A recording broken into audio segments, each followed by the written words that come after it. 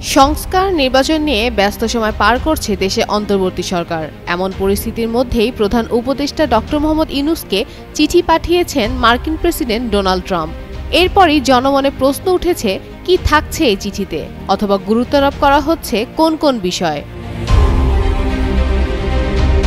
সোমবার নিজের সামাজিক যোগাযোগ মাধ্যম ট্রুথ সোশ্যালে এই চিঠির ছবি প্রকাশ করেন মার্কিন প্রেসিডেন্ট ট্রাম্প। সেখানে লেখা হয়, বাণিজ্য সম্পর্কের শক্তি ও প্রতিশ্রুতি এবং বাংলাদেশের সাথে উল্লেখযোগ্য বাণিজ্য ঘাটতি থাকা সত্ত্বেও চলমান কাজ চালিয়ে যেতে যুক্তরাষ্ট্র সম্মত হয়েছে। তবে পরবর্তী বাণিজ্য কেবল আরও ভারসাম্যপূর্ণ এবং ন্যায্য বাণিজ্যের সাথে হবে। তিনি আরও লিখেছেন, 2025 সালে 1 আগস্ট থেকে শুরু করে যুক্তরাষ্ট্রে পাঠানো যে কোনো পণ্য এবং বাংলাদেশ থেকে আসা সব পণ্যের উপর 35% শুল্ক নেবে। উচ্চতর শুল্ক এড়ানোর জন্য পণ্যগুলো সেই উচ্চতর শুল্কের সাপেক্ষ হবে। 35% শুল্কটি দুদেশের বাণিজ্য ঘাটতির বৈষম্য দূর করার ক্ষেত্রে প্রয়োজনের চেয়েও অনেক কম বলে দাবি করা হয়।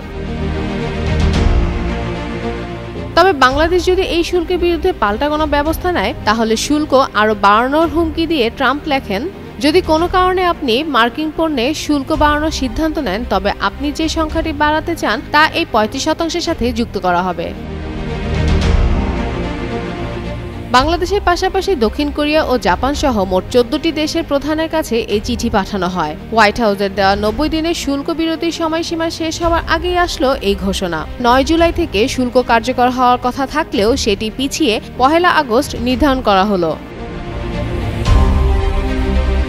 গত এপ্রিলে বাংলাদেশি পণ্যে 37% শুল্ক আরোপ করেন ট্রাম্প, যা 9 এপ্রিল থেকে কার্যকর হয়েছিল। তবে বিশ্ব অর্থনীতিতে টালমাটাল পরিস্থিতির সৃষ্টি হলে এসব শুল্ক 3 মাসের জন্য স্থগিত করে দেন ট্রাম্প, যা আগামী 9 জুলাই শেষ হচ্ছে। এর আগেই নতুন করে বাংলাদেশি পণ্যে 35% শুল্ক আরোপ করলেন মার্কিন president Donald Trump. Fatema Fateh Jaan, Jugantor news.